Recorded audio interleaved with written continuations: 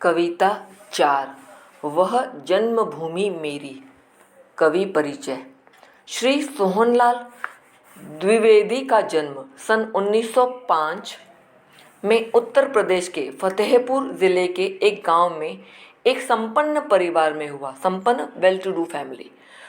1938 से 1942 तक ये दैनिक राष्ट्रीय पत्र अधिकार का लखनऊ से संपादन करते रहे। भैरवी, सेवाग्राम, जय भारत जय आदि में इनकी कविताएं संकलित हैं। कुणाल ऐतिहासिक आधार पर लिखा गया एक प्रबंध काव्य है। वासव दत्ता और विश्वान भी इनके प्रसिद्ध आख्यान काव्य हैं। द्विवेदी जी ने बाल उपयोगी कविताएं भी लिखी हैं।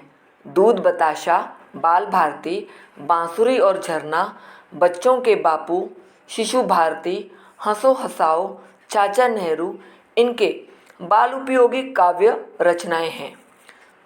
द्विवेदी जी ने काव्य में गांधीवाद, राष्ट्रीय जागरण, स्वदेश अभिमान, भारत की गरिमापूर्ण संस्कृति, ग्राम सुधार, हरिजन उद्धार और समाज सुधार का स्वर मुखरित हुआ है। कवि की भाषा सरस तथा ओजपूर्ण है। सन 1988 में इनका निधन हो गया। देशभक्ति जगाना, राष्ट्र के प्रति प्यार और सम्मान होना, अपने देश के प्रति भी हमें आदर और सम्मान की भावना रखनी चाहिए, यही बताना कवि का उद्देश्य है। उद्देश्य।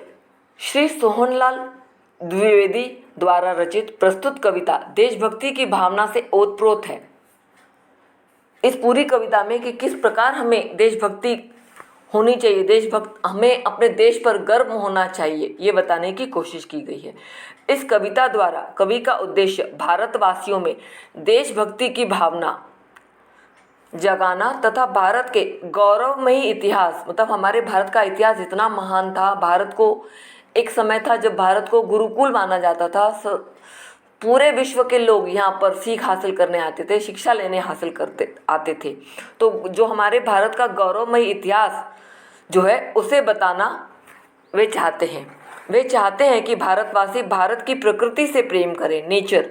आज की पीढ़ी अपने पूर्वजों, अपने एंसेस्टर्स द्वारा किए गए उच्च कार्यों से अवगत हो। उन्हें मालूम हो आज की पीढ़ी को कि हमारे भारत में हमारे पूर्वजों ने क्या क्या महान कार्य किए हैं, ये बताने की कोशिश की गई है।